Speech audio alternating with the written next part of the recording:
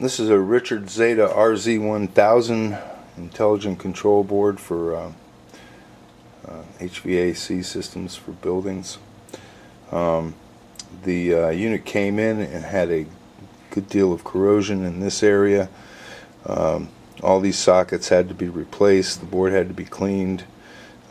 Replaced a number of components in this area to make it come up. Finally did get it up and running. And it's working now. It's communicating with the main board, or with the PC and the software.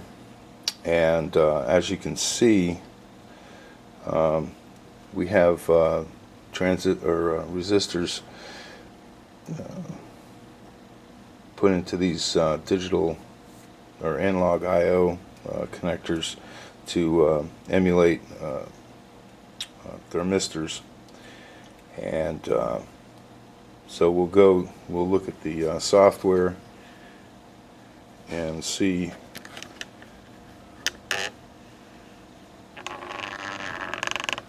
what's happening with that.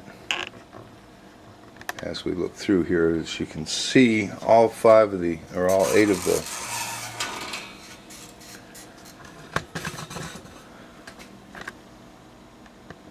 8 of the analog I/O on the left are green, and they're given a reading between 43 and 49 approximately, with those 2.2 k ohm resistors in there.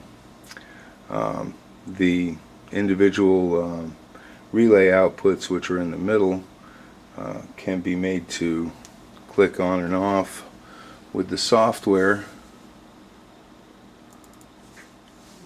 by overriding that with a 1, and you'll see it comes on. All 8 of those work. The 4 digital